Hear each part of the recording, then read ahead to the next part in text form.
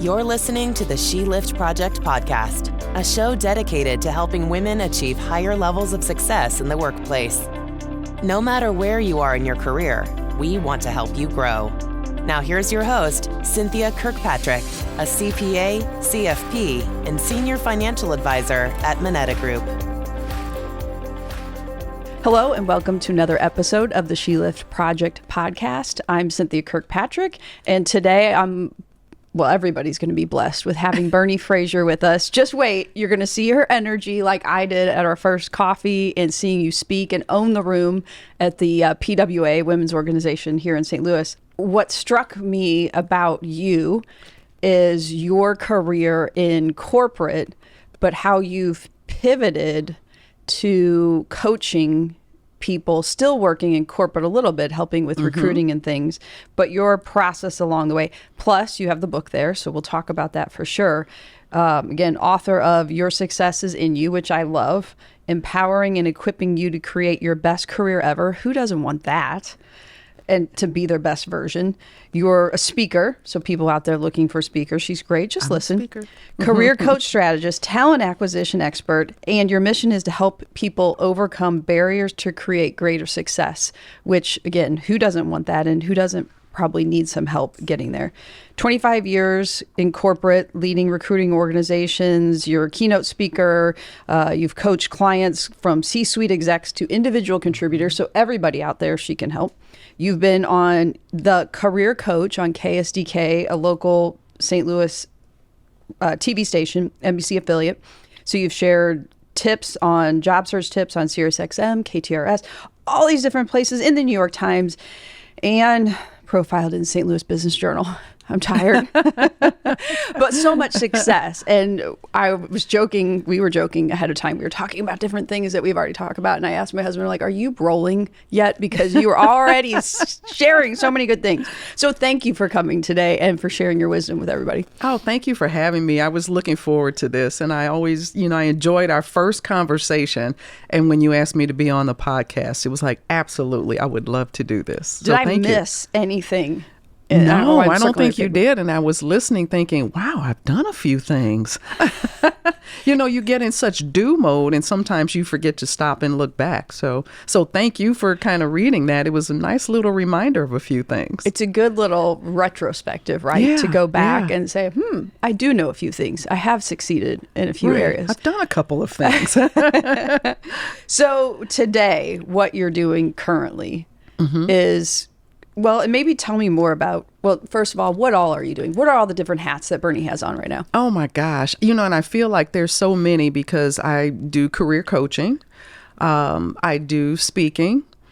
I even do a little bit of training. I'm even still dabbling some in recruiting. I have a contract work that I'm doing with a company here. Shout out to Alliance.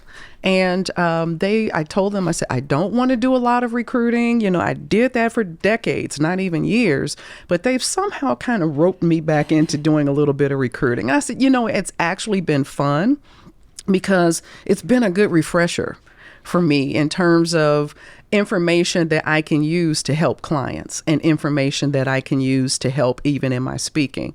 So, just kind of doing a number of things, a little HR consulting, if you will, as well.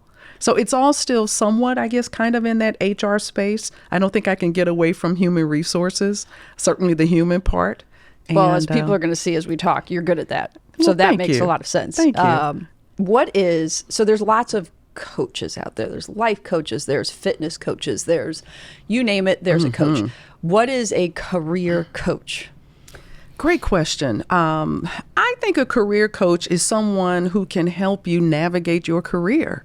I think that's a big part of why my company is called Career Compass.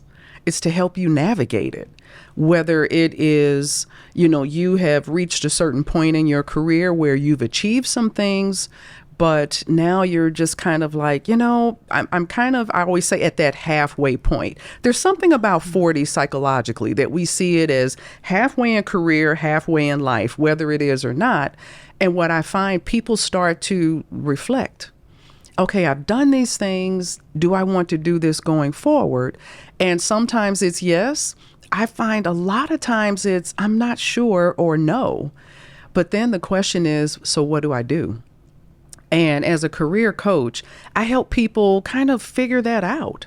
What will be the next, maybe not even the next half, but how do you want to spend the next 5 years, 5 to 10 years? So it's everything from that to helping people with a job search, whether unfortunately they've been laid off, or if they've just come to a reality that what they want is no longer in their organization and it's time to move on, but maybe they haven't looked for a job in 15 years and they're a little rusty. And so I can help them, knock the rust off and help them with the different components of a job search and everything in between there. Some of it, I have had clients that things are going well in their company, but they want to continue to grow. They just aren't sure what's needed. And so I help them, I've had everything from almost like a career PR campaign, if that makes sense, to just helping them strategize moves within their organization, people they need to know, assignments they need to work to pursue and achieve, and everything in between so they can continue to bloom where they're planted. So there's so many questions I could go into there. I'm like, where do we start first? So if I came to you and I said, okay, Bernie, I'm not sure in my career this is right or what I want to do, how would that process start? Well, one of the things that I do, actually a couple of things that I do, usually with that process, I take the person inside. And so I think a lot of times people may think, oh, I've got to do all this external research, and that's a part of it, but that's not where you begin. You have to start with you. And I have, a list of questions that I give people to ask. And some of them are simple questions like, what do you like? It sounds simple, but it's important to figure that out. What don't you like? What are you good at? What do other people say you're good at? And I think that's an important question that people overlook, because as we were talking before we began, we have these, I believe, natural gifts, natural talents, and things that we do. Well, they come easily to us. And when they do, we think everybody can do it. Well, anybody can do this. No, they can't. Not everyone can organize like you. Not everyone likes organizing things like you. And people miss that this is a gift that maybe they should be doing something with. And so there's, again, a series of questions that I will have them answer and start to look at those answers. And I make them write it down. We have all these things in our head, and it's competing with the grocery list, and my feet hurt, and did I call my mother back, and all these other things. And so I get them to look and see, do you see any trends and patterns?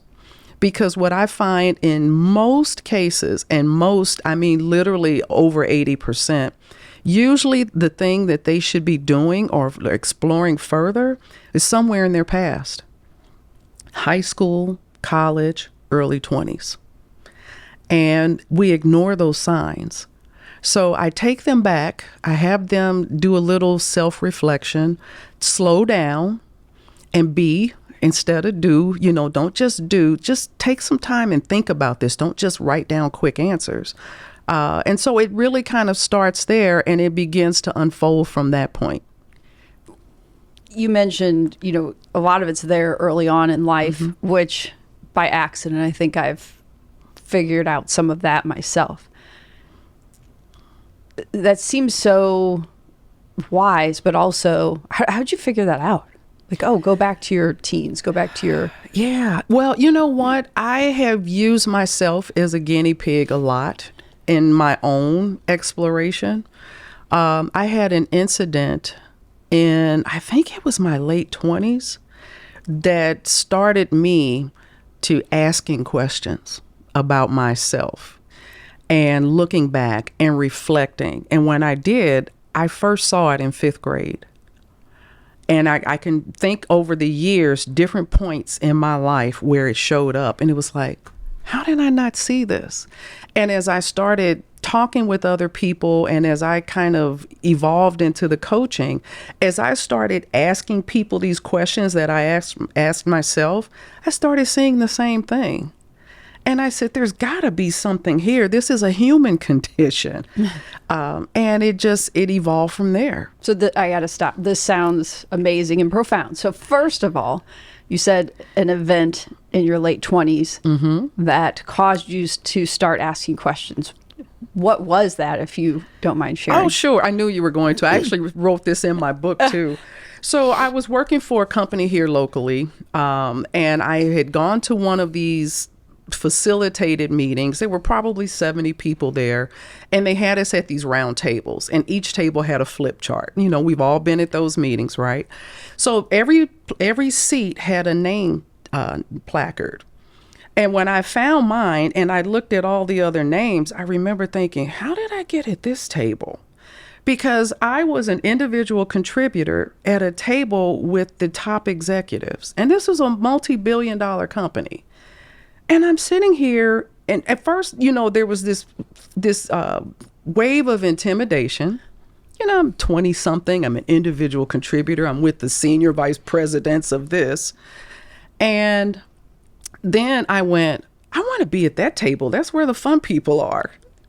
You know, why not, right? And I went, okay, just sit here. So we're sitting here. We're going through the different aspects of the day. And we come to this one where we had to scribe the information on the flip chart. So, of course, they looked at me. Why? Right. I'm the peon of the group. Okay, fine. So I wrote everything down, and then they had to, wait a minute. No, I take that back. I think someone else was the scribe, but someone had to read it out. And they all looked at me to read out what we wrote. And I'm like, you guys are the executives. Why am I doing this? And okay, fine. And so when it was my table's turn, I got up, I walked through our points, I sat back down, no big deal. So once every table went around, we took a break. And as I was headed out the room like everyone else, this lady was making this beeline for me. And it was so deliberate. I mean, I could just tell, you know, and it kind of caught me off guard a little bit. And she came up, I didn't know who she was. And she said, excuse me, she said, the way you presented that, no, she said, can I ask you something? And I said, yeah. She said, were you ever in Toastmasters? I said, no, why? She said, the way you presented that information, she said, that is exactly how they teach us to do it in Toastmasters. She was like, great job. And then she just walked away. And for whatever reason, I'm standing there and I kept thinking, what was that? What was that about? Now, you know, for maybe the average person, they may have just been like, oh, thank you, and kept going. But for whatever reason, that was a moment that I guess it needed to hit me. And I don't remember anything else about that meeting. And for probably the next 3 days, I kept playing that over. What does that mean? What did that mean? Did that mean something? And that really kind of started me down a path of trying to figure out if that meant something, and if it did, what?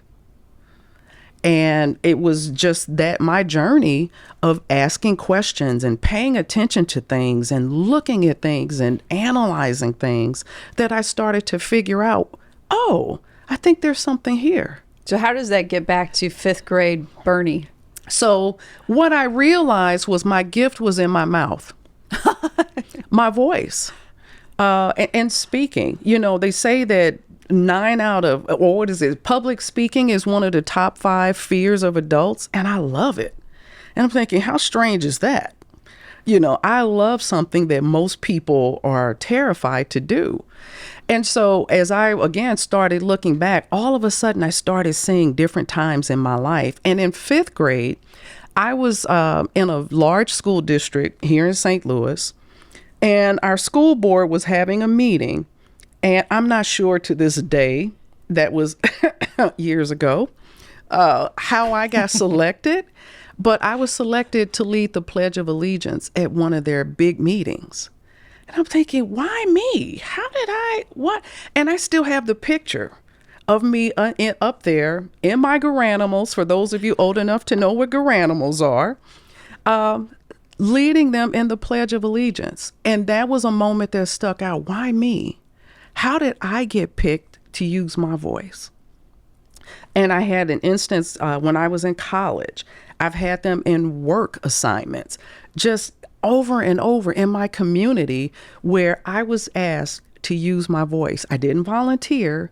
Oh, Bernie, we got to have you speak. You got to say something. And it was like, why? And again, it was those moments were there all throughout my life, but I didn't see it because I'm like, well, anybody can do that. And not realizing that that wasn't necessarily the case. Maybe one of those more innate traits, or do you think it's something you were taught or learned along the way? Honestly, I think most of it was innate. I had a coach that gave me a couple of good tips a few years ago, but most of it, and I don't say this like bragging, but I think there are just some innate things about speaking that I understand. Like when I'm up on stage, when to lower my voice and just pause. When I want a point to sink in. And making a certain facial expression or moving through an audience if I'm doing something like that.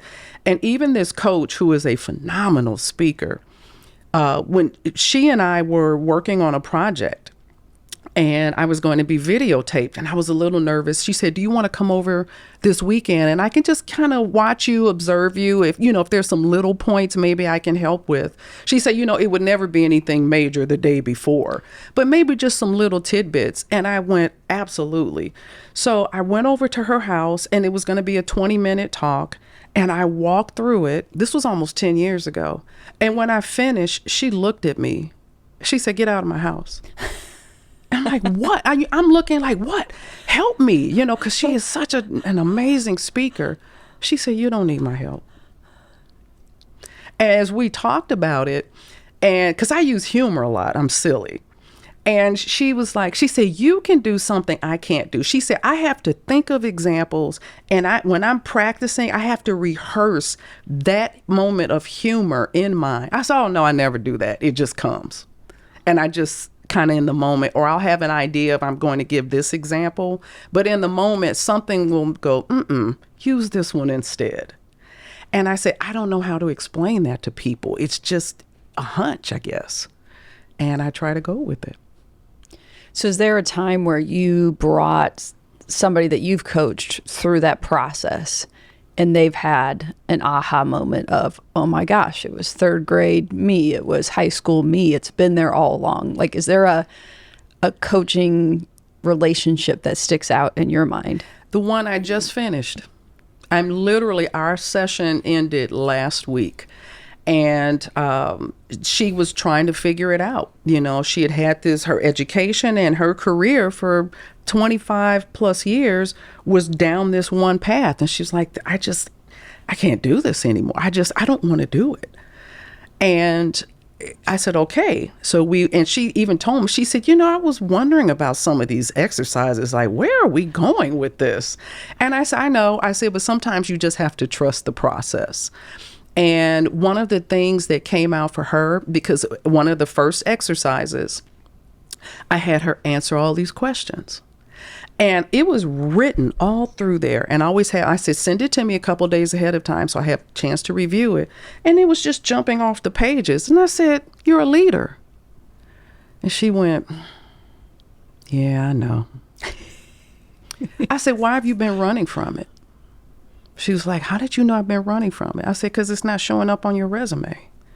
I said, I bet you've been asked to be a leader multiple times. She said, more times than I can count. I said, you know why? I said, because they see it. I said, you have a hunch for it. There's an instinct that comes through you that people can see you're a good leader. You may be at that same level. I said, but they end up following you, don't they? She was like, how did you know that? I said, do you know how many times I've seen this? Over and over and over. And we talked about early in her career how she started saying it. She was like, I always, nope, not me. And they were like, we want you to be the leader of the department. Nope, not doing it. And so then we got into why not? And, just talking through all of that. And some of it was things from childhood. Her why not? I said, now I'm not a counselor, so I can't counsel you on that. I said, but let's look at this. And by the time we finish, again, last week, now she's looking at opportunities and she's embracing it. I said, why not? I said, you have to realize there's a difference between what we do and who we are. I said, leadership is who you are. I said, it's going to go everywhere you go. If she said, even in my church, I'm always asked to lead things. I said, yeah. I said, because that's who you are. It's going to come out through your voice, through your words, through your actions, through your body language. I said, it's in your pores. I said, you can't get rid of that. Isn't it funny? I feel it's funny and interesting how we're all born, or maybe we're coached to, we should be leaders. To rise up the ranks, you need to be a leader. And here you have somebody and not everybody's suited for that. No. Their personality at the core, they're not suited for it, or they haven't been given, trained the coaching, the skill sets to get there. And here you have somebody who's really good at it, who's running from it. Yet we often have people who are put in those positions who aren't good at it and keep staying, and the company keeps them there. And they chase good people away. Right. And that the leadership is in those skills, and that maybe that innate energy of being able to be a good leader, how important that is, and we need to cultivate that. It's critical. A fish rots from the head. That's what I heard once.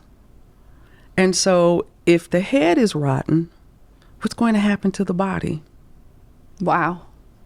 So goes the head, so goes the body. And when companies are putting people in leadership because they are good at doing the work, that's a totally different skill set. And I try to help people understand that. In the talk that I do that's related to the book. And I talk about that. I said, doing the work and leading people doing the work, it's two different skill sets. And I don't care how much you've mastered that role, that doesn't mean that you can be an effective leader in mastering that role. And I think that, when I look back on, I have had worked in and worked with corporate for over 35 years now. I bet you I have probably met less than 10 really gifted leaders. Wow. Who, just from my experience with them, now I'm sure there were more, but just in my experience with them, less than 10, who I went, wow, this person that really is a good leader. They just have that sixth sense for leadership and for people, and even how to correct people, how to inspire people, how to challenge people, how to pull back and when to push. And I said, that's an instinct. And sometimes it can be harder to teach. And a good leader can make or break a career or a life, right? Because that emotional impact that they have, maybe not the first day, week, month, but over time. Oh, absolutely. I heard someone say once that a good leader can cause their people to run through fire with gasoline underwear on for them. But that's true. And there's a lot of truth to that. A lot of truth. And think about, any leader in your capacities, right? That one teacher who inspired you to just all of a sudden bloom and blossom, or that one coach that really inspired you to go beyond where you thought you could have. And leaders, whether it's in, volunteering, work, church, you name it, wherever it might be. Oh, yeah. I have a keynote that I do around a leader that I had over 30 years ago. So that, think about that, sticks out to you. What is it about that leader that tell me about that person and that part of your life? Yeah. So it was in the early part of my career. I was actually in sales with a consumer packaged goods company, a big consumer packaged goods company. And this was, he was my boss's boss. I worked in his organization for 18 months. The first 6 months, kind of getting things realigned. And that 12-month period that I worked in his organization, we kicked butt. And when I say we kicked butt, now this is, again, a sales organization. We were charged to do 8% of the total U.S. profit for our division. And this year we did 16. not sales, profit. That's a, a trickier mix to get right. They had started these new business development units in every district across the country. And I was on the team of 4.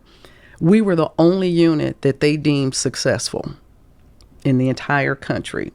Our numbers were so off the chart that other districts were flying their salespeople in to work with us to figure out what we were doing. And so years later, especially when I became a people manager for the first time, I started finding myself thinking back to, what did Steve do? What would Steve do? How would Steve handle this? And after doing that so many times, you start to ask, why Steve? Why do I always resort back to him? And when I really kind of mentally went through that 18-month period and what it was, there were 4 things he did that caused us to push to achieve the results that we did. And interestingly enough, those 4 things spelled love. Now, and people, I'm like, it's not this mushy gushy talk, but it was just ironic that those 4 things he did, it spelled love. But he showed that he cared. And you felt a genuineness about it. He pushed. He was clear with what he expected. He was clear. There was no confusion of, at the end of the day, these are the 4 things that you need to be focused on.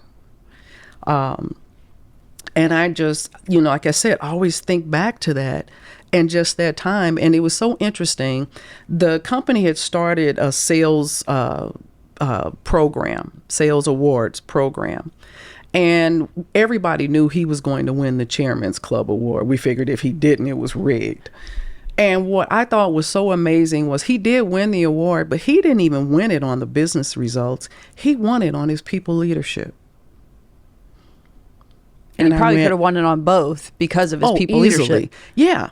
And I've often thought, so many leaders don't understand this. Even to this day, I'm like, I don't care how many memes I see on LinkedIn, these leaders are not getting it. If you take care of your people, they will take care of your business. Why do you think that's so hard to get? And I'm not forgetting the 4 things. We're going to go back to those 4 things that you're going to list. But why do you think that's so hard to get? I think it's probably a combination of things. I think it could be the way some people were taught leadership is supposed to be. I think some of it is ego. I think some of it is fear. Mm-hmm. I don't know. I think for every person, it may be, for every bad leader, there may be a combination of things. If you could peel it back, doesn't everything go back to childhood, they say. So probably some things in childhood and work. But I think it's just, sometimes I think people feel like they have power, and in some people's hands, power is dangerous. Mm-hmm. What is it? Absolute power corrupts absolutely. And it's a lot of things. And unfortunately, I've seen bad leaders chase good workers, good employees away. And the companies will hang on to that bad leader. And I'm going, I do not understand that. And that's usually how it would go, right? The good people eventually are going to see and leave. Mm-hmm. The ones who are just getting by or maybe aren't, but are still there because their head count stay. Yeah. And so eventually that common denominator just lowers and lowers and lowers. Absolutely. Absolutely. They always do those surveys on why people leave, and boss is always like in the top 2. My last corporate job, I left because of a boss. What was it that made you leave? In 25 years at that time, you've worked for all kinds of people. People you like. They may not be the brightest bulb in the pack, but you like them. They're basically good people.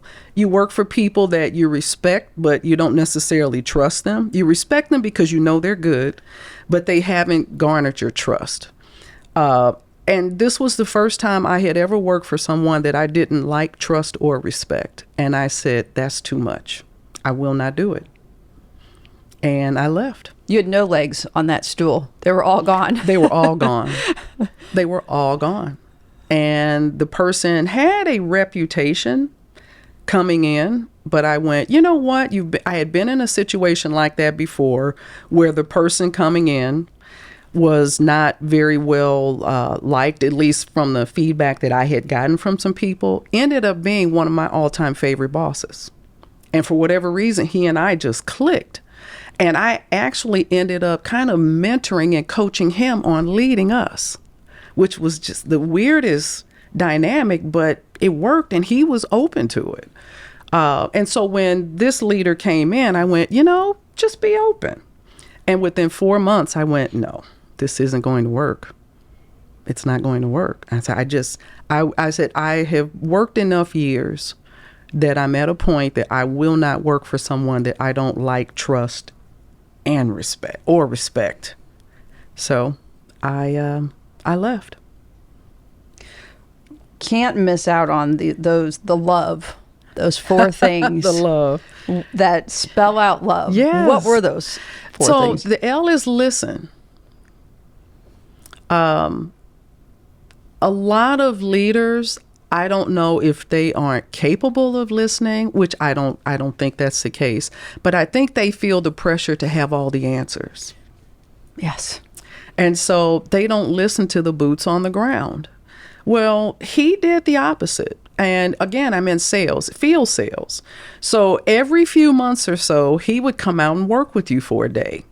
And I was so thankful that I had gotten some insight from one of the salespeople who had worked in his organization previously, who said, listen, he's going to ask you a lot of questions. And I'm thinking, oh, okay, well, he was like, no, a lot of questions. I'm thinking, okay, oh. So he said, know your territory, know your numbers.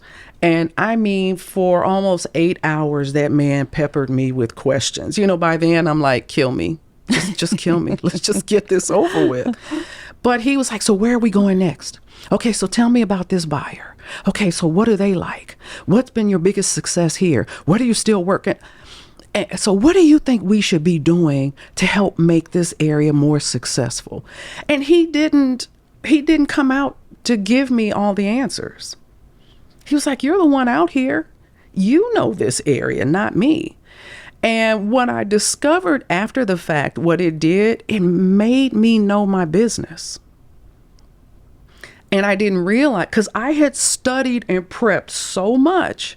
Oh, I knew things backwards and forwards. And I went, he elevated my game. Well, like we spoke, I don't know if we said it here or before the podcast, but even sometimes prepping and reading all the success that you had, it takes that moment to pause and really think about where you probably just go, take for granted. But man, that pause to then really accelerate further than you would have had you not done that. Absolutely. But I realized it forced me to know my business. It forced me to really know my job. And I said, I don't think leaders understand that. If you go in asking a lot of questions, it will help you identify who knows the job and who doesn't. Versus when you're giving them all the answers, what is left for them to do? So he listened, but he listened through asking a lot of questions. The O, I did a play on this one, is overtly praise. He never took credit for anything. It was always us that did it. When we had our district meetings, there was time carved out to celebrate accomplishments for people. Every meeting. When he came out to work with you, it was always, thank you for the work you're doing. And it wasn't like, oh yeah, thanks for all the work. It was, I appreciate you and what you're doing. Well, that's that positive reinforcement. So what do you do when you're getting praise for doing a good job? You do even more of a good job. And that was what was so interesting when these people from other districts came out to work with us, because they're really, I don't know if they walked away with anything. We just executed the hell out of our instructions. Why? Because we wanted that attaboy and that attagirl. Well, I'm sure the listen part made you feel like you were really an important part, the driver of the team. Yeah. And so it wasn't just, well, we're up here, you're down there, now go do your job. It was, I'm a pivotal, integral part of making this work well. And so, and I know that because he's telling us that. Exactly. So, but I mean, he did not withhold praise. And it didn't feel like, oh, Cynthia showed up for work today, let's have a party. I mean, no, it was genuine. It wasn't a participation ribbon or There trophy. you go. Exactly. Everybody gets an A. Little Johnny tried. Everybody tried, but it was that overtly praise. The V was he verbalized expectations.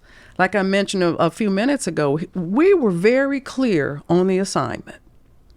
There were no ifs, ands, or buts about the areas that we were supposed to focus on. Distribution, pricing, shelving, and marketing, advertising, I guess. But those were the 4. Anything beyond that didn't matter. And when he came out to work with you, guess what he asked about? Those 4 things.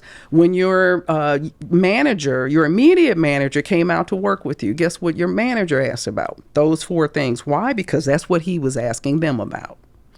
And so you knew what the assignment was. And I think that was it. We didn't veer from the assignment. We executed and executed and executed and executed and executed and executed.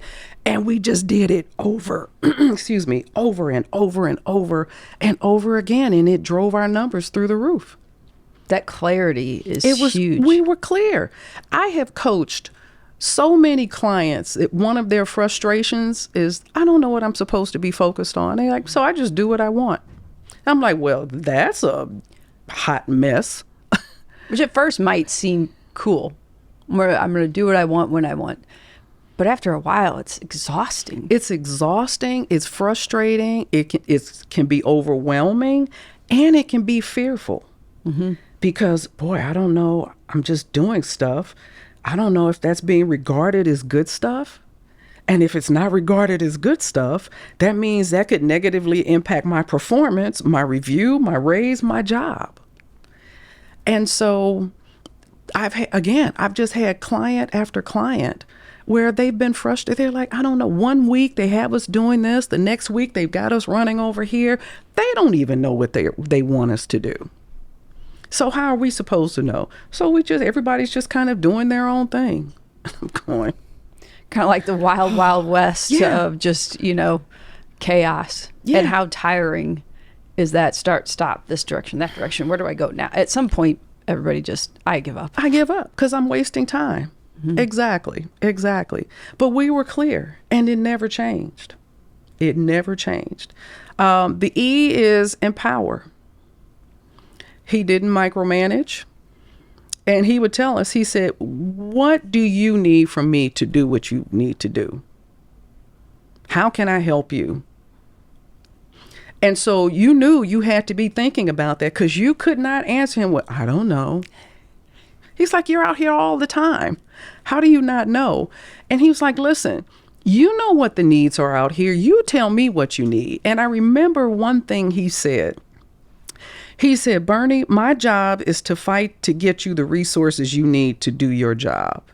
And if I'm not doing that, I'm not doing my job. And I've over the years thought, how many bosses almost do the opposite? They're trying to constrict the resources you need to effectively do your job. And I'm like, and you wonder why you're not getting the results you need. And that goes back to, you said earlier, don't have all the answers as a leader. A leader shouldn't have all the answers. So if you're out there asking them, what do you need to be successful? That's letting them share, letting them be a part of the team and the success and their success. And you're listening and you're caring, and so ask questions and don't have all the answers. Yeah, it empowered me in my business because I had to think about that. What do I need? What do I need to take this to the next level? I'm the one out here. I'm the one that knows it. And I think about Voltaire, the French philosopher. He said, judge a man by his questions, not his answers. And I said, well, Steve was one heck of a man. Because he was like, what do you need? He was like, this is your territory. This is your business. You tell me how it needs to be run. And again, that forces you to think about what you're doing. It forces you to think about the quality of the work am I making smart decisions even in my little area? And he empowered us to own it and to run it how we saw fit. Now, that meant we were going to have to answer to it too. But again, because of that, it forced you to think about what you were doing and not just, I just got to sell some stuff. Okay. I gotta punch in and punch out, and I did my time. Mm-hmm. And there's so many people who are punching in, punching out nowadays. They're doing just enough. I always say they're doing just enough to stay off of a PIP, a performance improvement plan. And that's it. And I'm thinking, wow, no wonder so many businesses aren't competitive anymore. No wonder they're not innovative anymore. It's not that the employees don't have ideas. It's just you're not listening. Well, you're not asking the right questions. You're driving the good people out. You can't have 100% turnover. No. So those people who are avoiding the PIP or whatever it might be, they can stay because you need people in the seats. Oh, yeah. I often wonder with people, what has happened between the enthusiasm you had on day one and the mindset that you have when we do the exit interview? What happened? How did people go from here to here? Because most people, when they're on day one, they're excited. They want to come in and have impact and make things happen and do good work. And by the time they're leaving, yeah, whatever. Not everyone, of course, but too many. And I often think, what happened? You know, it's like that dash. They attribute that to Mark Twain. You know, it's not the dates, the beginning and the end. It's the dash in the middle that counts. And I'm always wondering, what happens in the dash of your career? What happened there that broke your enthusiasm, that caused you to disengage, that caused you to withhold ideas and solutions to problems? What a great question. And I think from the approach of, I think about times that I've left and some places didn't even want to do an exit interview because they thought they knew what happened and what the answer and the issue was. They don't ask the questions. But had they come in and really were curious with their questioning, they may learn something and be able to elevate everyone there. Even if it was a bad boss. Okay, well, do you think that boss wants to be bad? Like, how do we learn to elevate everyone or find the right spaces? So that curiosity and asking questions. It's so important. It's so important. You know, until probably the last 10 to 15 years, I didn't hear much about companies doing leadership development. You'd hear a little bit here and there, but I'm thinking, how as important as that role is of leader, how can you not make sure that they at least have the fundamentals of good leadership? Now, I think a lot of companies, they're getting it now and they're starting to do things, which is good. But I think there's still a lot more that needs to be done because, you know, really gifted leaders, there probably aren't nearly as many as we need. So you're going to have to work with those who aren't necessarily gifted, but maybe are open to learning to become a better leader, to help equip them and strengthen them in their leadership abilities so that they can at least be more effective, if not fully effective in the work that they do. I think I've seen some places where it's like, well, we've got this leadership group up at the top that, you know, they're not far from retirement. Let's just forget them. Let's try to fix this next group of leaders, which is crazy. Right. Which then you get the person squeezed in the middle saying, but I know what we should be doing in here, and they're not. And we're just, we have to be willing to have those, actually, this may be a good pivot, have those difficult conversations, communication, figure out how to do it, but it must be done again with the idea of improvement and betterment, and we're all better. Oh yeah, absolutely. Together. I think so, because I wish I could find this article. This was probably 2 or 3 years ago. This gentleman wrote this article that said top leadership should turn over when a top leader hits 45. And I was thinking, whoa, okay, I need to read this. And it's a bit controversial, but I got his point. He was saying because, by the time we're, let's say 45, we've been conditioned to approach things in a certain way for over 20 years. And the world is forever changing and evolving. That's why we don't see Blockbuster anymore. That's why we don't see Sears anymore. Kmart. I mean, it's over and over. It's like, are you all not reading the tea leaves here? You have to change, or you won't be in existence. And I think a lot of times, sometimes we need that with leaders. They're like, well, they've been there. They've got 40 years of experience. Yeah, they have 40 years of, in a lot of ways, doing the same kind of things over and over and over.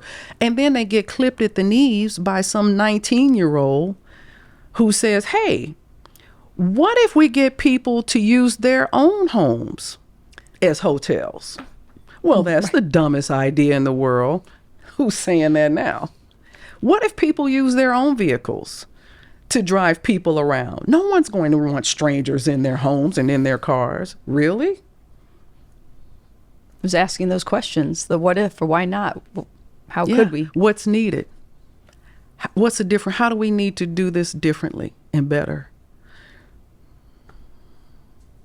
Yeah, great questions. I mean, oh gosh, there's so much good stuff that we talked about before coming into this. But the coaching that you're doing, you started this business yourself on your own over 10 years ago?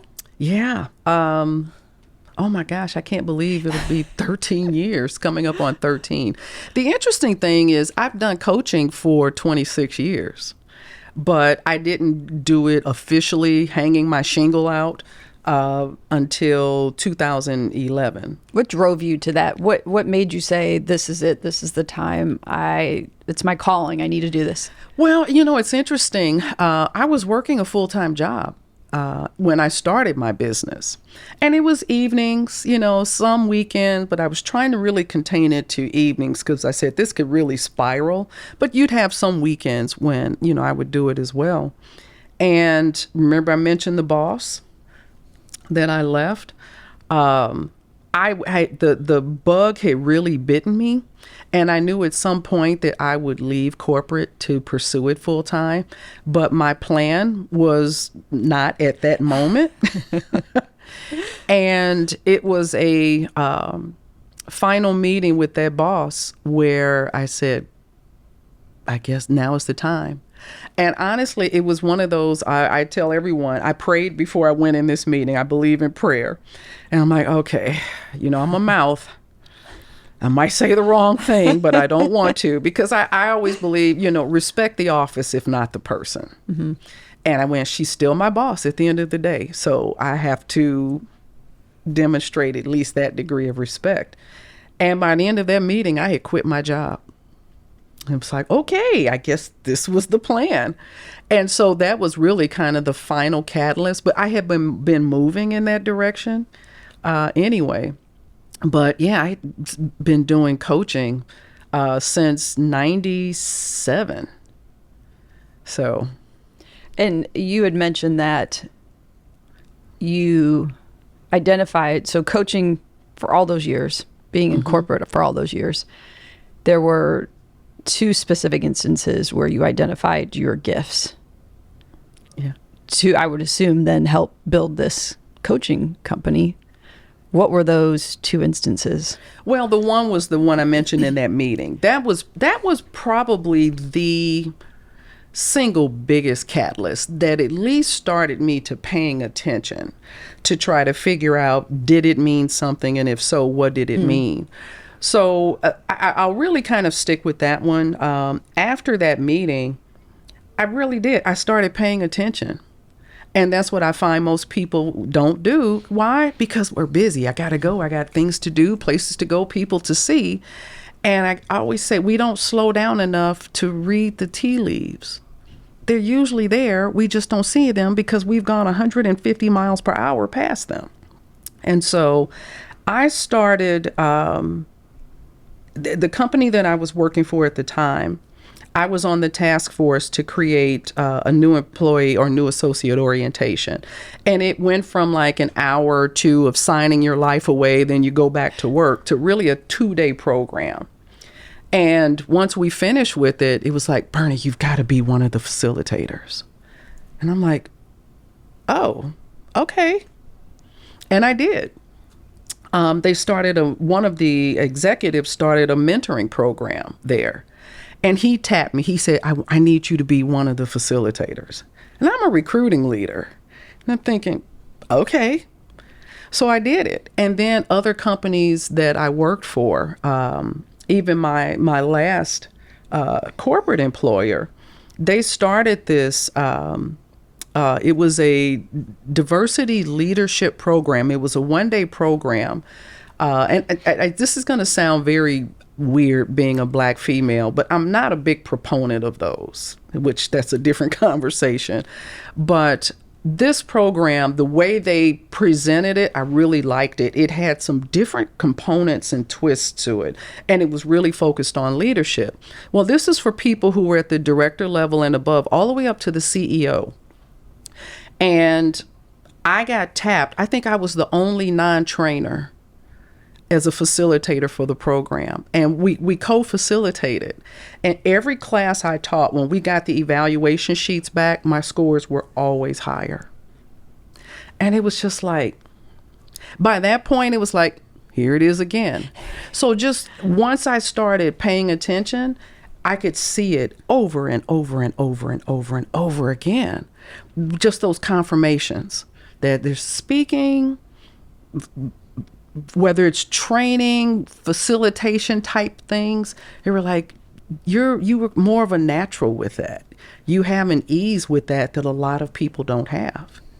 And I like I said, I really think it was probably that one instance that was really kind of my jump off point of exploring and trying to figure out what it could be and how I could use it. Is that why we mentioned when you were starting your business is to help professionals overcome the struggles that you faced, especially as a Black person and a woman, and all the lessons you learned in your career? I mean, what stands out to you from that as far as I need to start this business for this because of? A lot of it was, I don't know if I ever had a mentor. And I don't think it was for lack of trying. I think, going into meetings, I'll never forget the first company I worked for. I was in sales, and my territory was more Southern Illinois. And my unit, we were having a meeting once with one of the other units. Where I think they were kind of more the Indiana-ish area. And we were meeting in Vandalia, Illinois. So, these are salespeople, so everybody's lively. So, there were no shy ones in the group, which made it a lot of fun at times. But I remember after the meeting, we went to dinner, and afterwards, of course, again, salespeople, no one's going to their room, we're in the bar. And we were sitting at this, they had a big table there, and everybody pulled up chairs, and we're all around it. And I remember I looked around, I'm probably 23. I said, I'm the only Black, I'm the only female, I'm the only one under 40, I'm the only one not married, I'm the only one with no kids. And my next thought was, what in the hell am I doing here? And I remember thinking, if I could snap my finger and flip this around for each and every one of them, could they survive this? So just that alone, the feelings and emotions that run through you when you were trying to navigate this. And they're all good old boys. I'm thinking, why am I here? And so it wasn't just that, but when I really got into coaching, I did a career pivot in my second company. I had been in the sales organization, not necessarily doing sales, but I was doing some work there. But I knew I wanted to move into HR full time. I had been doing campus recruiting and, that type of thing for many years. So I count that as my recruiting time.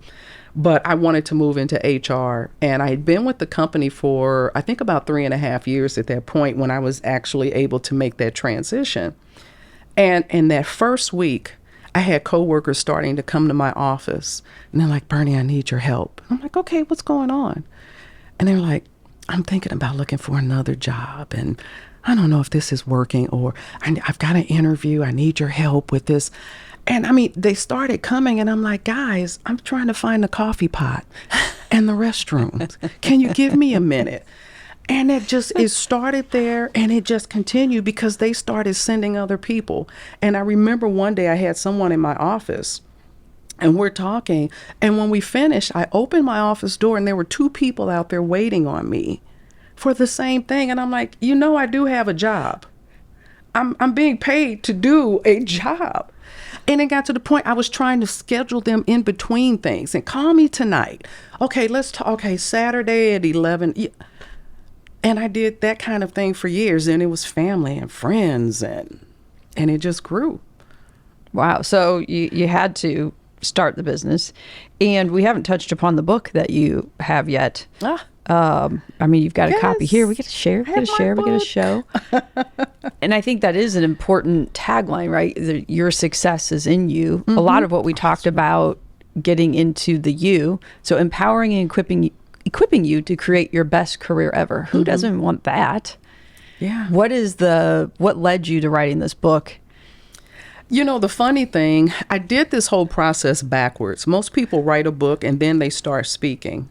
I started speaking on, probably my biggest keynote is Your Success is in You, and had been doing that. And I had started, I'm almost embarrassed to say this, 7 other books. And I would get, a couple of chapters in, and I'd go, this isn't the one, or at least not now. And I'd stop. That kept happening. And when I was getting a lot of really good feedback on the talk, I said, well, maybe this is the book. And I started with, can you do an outline? Do I have enough to say to even create any type of book? And I did that. I started working with a company locally that she and her husband have a business, Davis Creative, in case you know them, Kathy Davis and Jack, they're great. That really kind of shepherd authors through the self-publishing process, and ended up writing the book from there. And I solicited the help of a really good friend of mine. We've been accountability partners over the years. And I talk about accountability a lot and the importance of it, because when I decided this was going to be the book, I'd given myself a really aggressive timeline. And I said, I need your help. And she said, okay, this is great because I'm working on some things too. We can help each other. We'll meet every week. I'm like, what? She's like, yeah, we'll meet every week. And I'm like, every week? And she said something that really made the difference. She said, you either want to do this or you don't. I said, okay. And so just about I think it was Tuesday, we met. And you can imagine on Monday nights, I am just like, firing up these keys, trying to get whatever chapter or whatever written. And because of that accountability, because I couldn't come up with the excuses, I beat my deadline by 3 days. Ooh. In getting it done. So I always tell people accountability is powerful.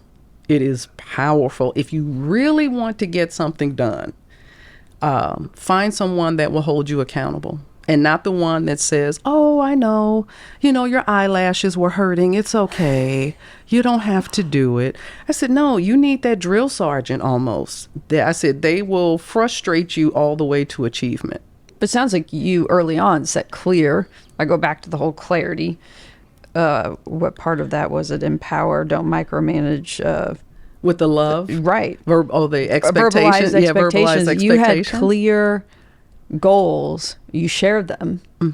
And then she could come in and, Bernie, I know what you want. I know you're going to be upset if you don't get there. So I'm going to help you stay on task and get there. But you were clear up front. And that's the importance of the question that I ask everyone is, what do you want? I'm like, the future of whatever it is you're trying to do hinges upon your answer to that question. And until you can clearly answer it, don't make a move. How many people, when you ask that question, can sit there and spout off an answer right then and there? Probably 5%, maybe. And I've asked that question for years, clients, and I mean C-suite clients. What do you want? And they're like, I say, I guess that's why you're here, huh? You know, we kind of laugh. But I did a talk once. It was a women's leadership group in a company here, and it was director and up. And I thought about it. I said, okay, these women have accomplished a lot. I don't want to go in with the what do you want question, but the way I even asked them, I said, you know, you've achieved a lot, because there were top executives in there. I said, so the question for you is not what do you want, is what do you want next? I said, you're still breathing, you're still here, you're still working. So apparently there's something more. What is it? And at the end, they were broadcasting this to all of their locations, and they asked if I would be willing to stay afterwards during the Q&A. And I'm like, oh, of course. Because again, I love this stuff. I'm like, this is really the fun now. And one of the executives, she said, I have to be honest. She said, I heard your 3 points. She said, I'm still stuck on your first one. And I said, you have a lot of company, because we're not conditioned in our society. And I'll say this because I'm a girl, especially women, to think about what we want. Women receive the highest praise when they're making the sacrifices for everyone else. And so by the time we've, given out the leg to this person and the arm and neck to this person and the torso to that person, then we look around and it's like, what's left for us? And then I come in and I say, so what do you want? And I've had clients who are like, I haven't thought about that question in over 20 years. Or I've never thought about that. It's interesting you say that. By the time this comes out, I'll have been 46 for longer than just a few days. But we were at a family dinner and we were kind of trying to all talk about what we love about each other. And I remember, and I thought, wow, it's such a huge compliment. And my 14-year-old sees me. But it's exactly what you said. She said, Mom makes sure she gives to all of us first. Mm-hmm. And I love that. And I love my family and I'm very blessed. But then also, as we're sitting here, a little bit of pain, because it probably, I'm still not even there, but even within the last few years, started asking for more things that I need and being okay with, mm-hmm. I need, I want, but still lost in that kind of, mm-hmm. gosh, what do I want, or who am I? Who am I? Because for so long, I was told who I should be. So I think I bought into that. Mm-hmm. With that. So how do people, when you say, what do you want? And people look back and you say, I have no idea what you're talking about or how to answer that. How do you guide people? Guide them through it? Where do I even start with what do I want? I don't know. Well, I tell them, don't answer this question with a response to 5 other questions, because that's usually what I get. And when I do my talk, I talk about this. And I said, people tell me what they do. I say, so what do you want? Well, I do this and I do that. And I'm like, oh, that's great. Doesn't answer my question, though. They tell me what they do. They tell me what they've done. They tell me what they think they can do. And that's usually the most common one. And I tell people all the time, when you tell me what you think you can do, and I ask you the question, what do you want? I say, you've sold yourself short. I said, that's a cop-out. They tell me what other people tell them they should do. And then they tell me what they don't want. Everything but what they want.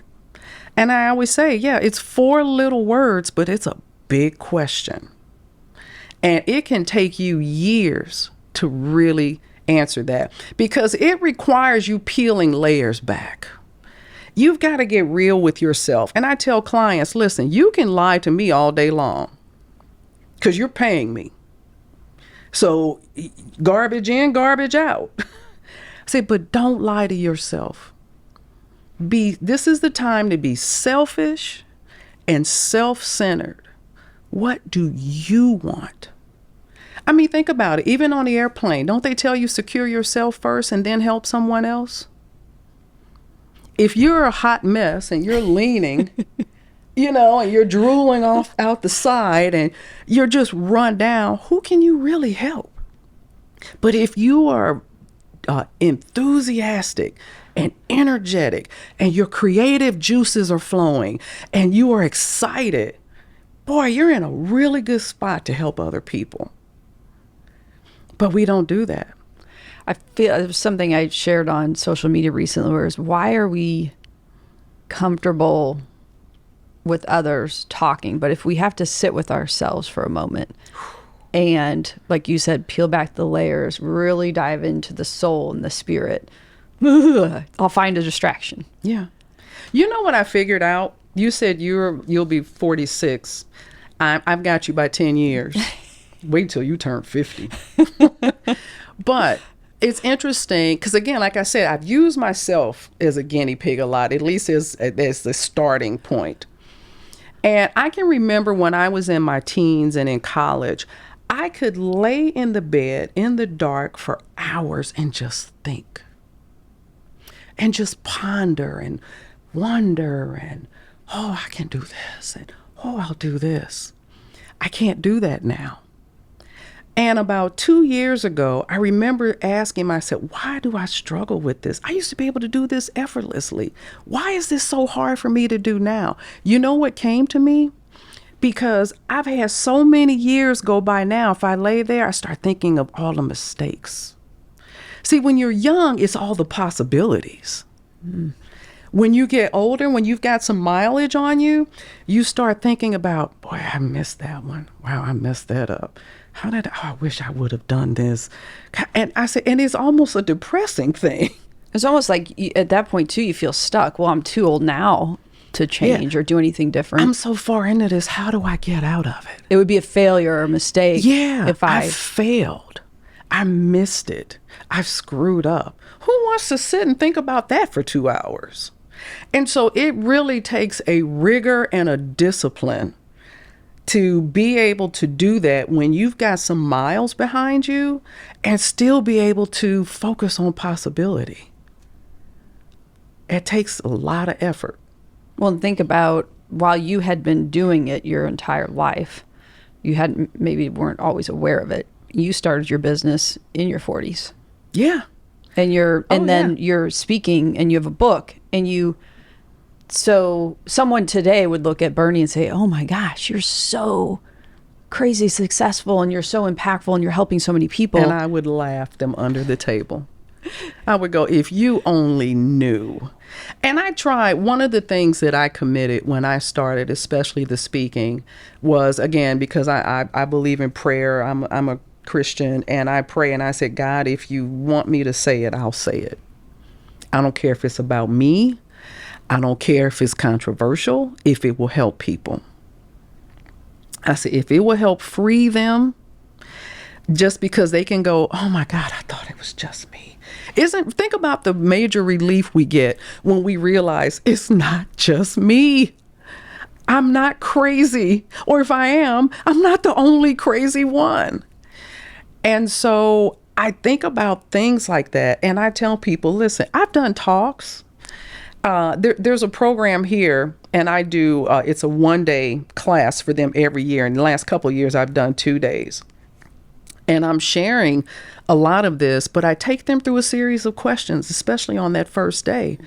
And I remember this one time, one of the ladies, she's like, well, Bernie, this is easy for you. You can do this, and you're doing this. And I said, honey, I was in the corner crying last night.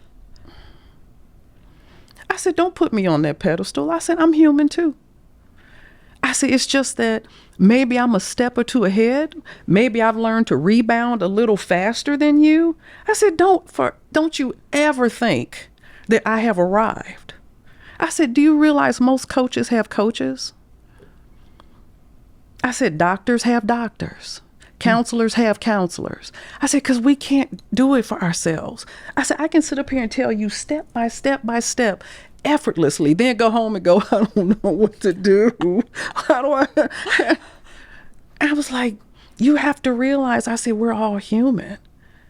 And I said, oh, I've had my moments. I have messed up so many things. I don't even try to count it anymore. It's too frustrating. But one of the things that my significant other, boyfriend, whatever, told me when I first went out on my own, he said, I'm only going to give you one piece of advice. He said, you're going to have good days and you're going to have bad days. He said, the secret is just keep showing up. He said, just keep showing up. And he has had to tell me that multiple times over the years because I hit a wall. I'm done. I can't do this. I'm tired. This isn't working. I'm frustrated. I'm this. He's like, just keep showing up. I'm like, I don't want to show up. He's like, just keep showing up. Just keep showing up. And so what I tell people is, yeah, I have the same fears. I deal with insecurities. I deal with discomfort and frustrations. I said, and then I get up. It's that resilience, rebound. Yeah. You can't quit. You may pivot. You may take a break. Oh, I've taken many breaks. I'm like, I'm done with this. And I tell people 2023 in a lot of ways has been a break for me because about this time last year, I hit a wall. I had been for probably 2 years. I just kept saying, I'm like, I'm tired. I'm tired. Oh my God, I'm tired. So I'd bum out on the weekend, not do anything Monday. I'm still tired. I'm tired. October of 2022, did a 10-day trip to Maui. Oof. Yeah, it was wonderful. And came back and I was tired. I'm like, how do you go to Maui for 10 days and come back tired when you didn't do anything? And I went, something's off. And I never felt like there was something physically. I never felt that. And by probably early December, what came to me was your soul is tired. Mm-hmm. Now, I was taught that your soul consists of your mind, your will, and your emotions. And I went, yep. And I went, oh my gosh, that's it. I said, that's it. That's why physical rest was not resting me. And I made a vow. I said, for 2023, I'm letting go. And I said, whatever happens, happens. And my motto was, let's see what happens. And I did. I said, God, this is going to go wherever you take it. If you bring it, I'll do it. I said, but I'm not grinding. I said, I will not grind. And I haven't. I have not done any grinding this year. I refuse to. I don't do a lot of, the women's group I'm in. But in terms of like all the networking that I have not, I get this stuff all the time. I'm like, delete. I'm not doing that. Delete. I have shut down a lot of social media. I used to post a lot. So I'm not doing it. And it's funny. I feel like I'm coming back. And so I tell people, everybody has moments. Everybody has seasons. And we put people on pedestals. And I'm like, don't put that pressure on them. Because they're human. We hear about it all the time. People in Hollywood, when they disappear for 3 years. Yeah, I had to go to an island around Sri Lanka and meditate for 18 months. And I'm like, I get it. Life everybody goes through life. Life doesn't pass up anyone. We all get tagged. And I always try to share that to let people know whatever success you see, there's more behind the scenes. And I heard a really successful Christian teacher say this once, and I always thought about it. He said, whatever degree of success you achieve, he said, never be moved by people that say, oh, I want what you have. I want to do what you do. He said, no, they don't. He said, because if they had any idea what you've had to go through to get there, he said 99% of them would run in the other direction. And I'm like, I get it. I think the part of why we started this podcast was to say the stories are important. the sharing so you can envision, so you can relate or say, oh, I've been through that, or wait a minute, or, oh, that takes a lot of work. Am I ready for that? Am I going to put that in? Or just building a network of people who are out there helping and doing great things. But I think for me in my older age, it's seeing, oh, women did that, or women did that way. I can do it that way, or it's okay to do it my way, which may be different than the way others did it to be successful. But I need to pour into me, learn who I am. And when you emanate from you, it'll all, that just fills up. Yeah, it comes out in the wash. Yeah. It's like I was saying even before we started, coming here, I was like, well, maybe I should dress up more. And I went, you know what? You're a jeans girl. Wear your jeans. Do you? And that's one of the things that I told you, wait till you turn 50. I would say it's been magnified more since I've turned 50. I do Bernie. But you may not like it. You might like it. And I'm okay either way. And it doesn't mean that, you know, any negative comment would just roll off like water on a duck's. But no, I'm human. I have feelings. But that doesn't mean I'm going to transform and morph myself like I felt compelled to do so many times in my younger years to make you comfortable with me. But in order to do you got to know who you are and what you want. Yeah. And you know what? I think we will always be learning who we are. I don't think it ever stops. I feel like there are some aspects that I go, oh, I got that now. I get that. But I still have some pieces where I'm going, okay, what is this? What's going on with this? Oh, boy, this is another layer I have to figure out. But you do. And I think a lot of times for women, it's something about when we get around 40, it starts. And by the time you hit 50, and I have friends in their 60s, they're like, oh, just wait. And I'm like, really? Oh, this is so exciting, you know. But it is interesting. When I'm talking with people, most of my clients, when I look back over 26 years, most of them have been between 38 and 46. I mean, it's human. It's not male. I've had male clients, female. I've had white, black, Asian, Indian, Hispanic, lawyers, C-suite. I've had them all. 38 to 46. Because there's something, again, about 40. We see it in psychologically that's halfway. We don't know that. Jimmy Carter's 99, you know. Rest in heaven, his wife, she was 96. So 40 wasn't anywhere near halfway. But that's something about 40 is when we start to go, okay, I'm halfway done. Am I where I want to be? Am I where I thought I would be? Do I want to do this for the next 20 or whatever that might be?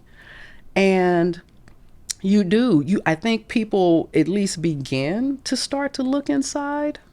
It takes a while a lot of times to figure things out, but it's funny how I have a girlfriend. She's a little under a year older than me, and we laugh about it because we had a friend that was in her 40s, and we would, you know, the three of us are going to get together. I go, yeah, I'm not feeling that. You guys go ahead. Now, the one in her 50s, she's like, okay, that's fine, no problem. We'll see you later.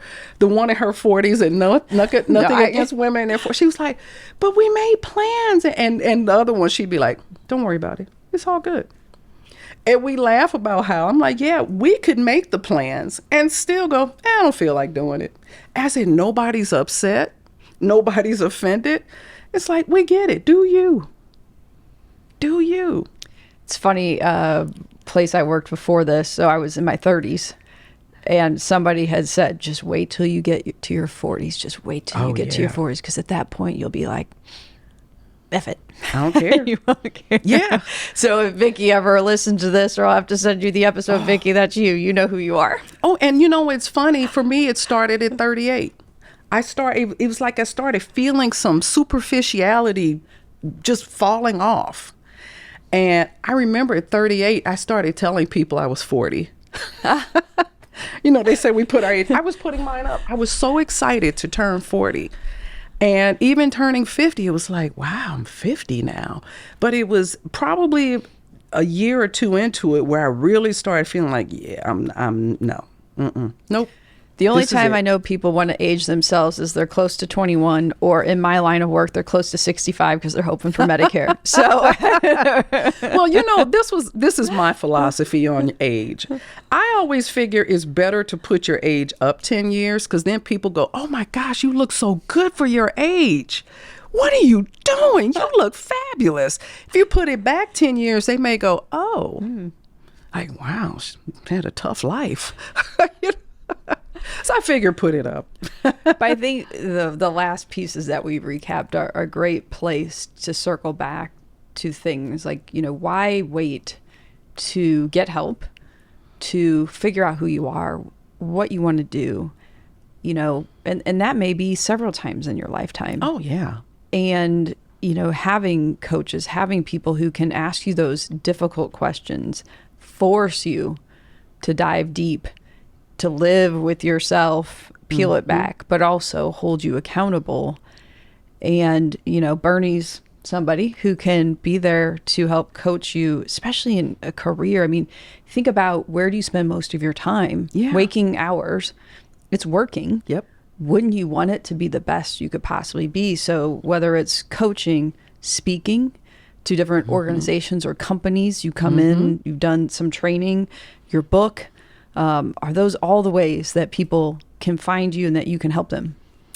Yes, those are the big ones. They can go to my website to learn more about, just again, some of the speaking, even the coaching.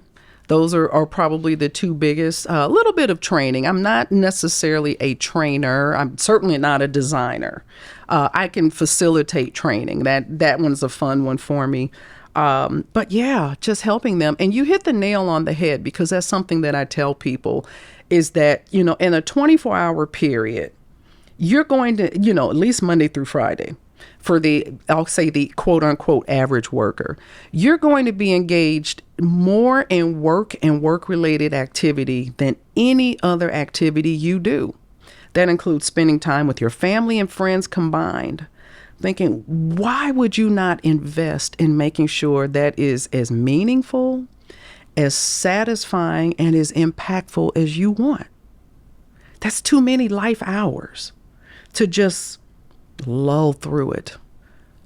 If you invest in your wardrobe, your hair, a gym, great. Those are all good. Yeah. But why not invest in the mind and the heart and the soul? Right. And doing the work that you really want, because at the end of the day, you're going to deal with challenges no matter what career path you take, whether you stay on the one that you're on, or if you pursue that thing that's really burning inside of you.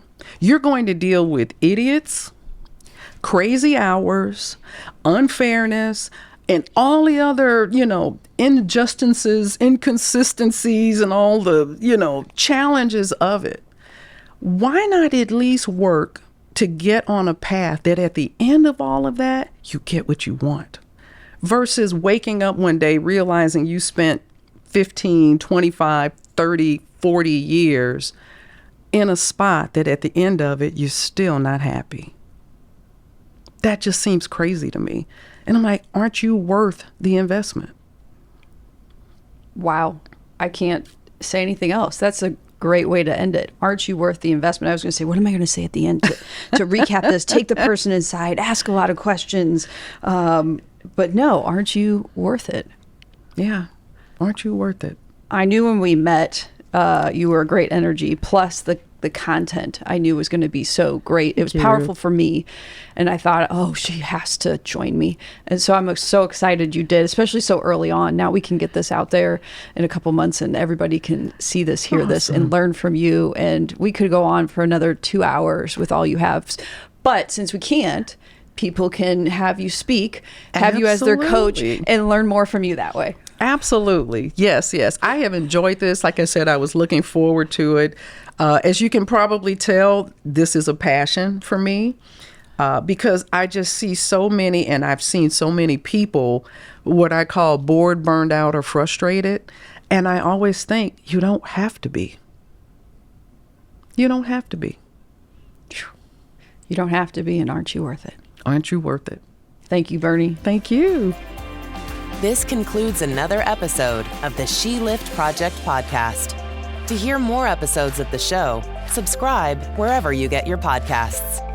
And to learn more about our mission of helping women reach higher levels of success, visit sheliftproject.com and sign up to receive the latest news, ebooks, videos, and more.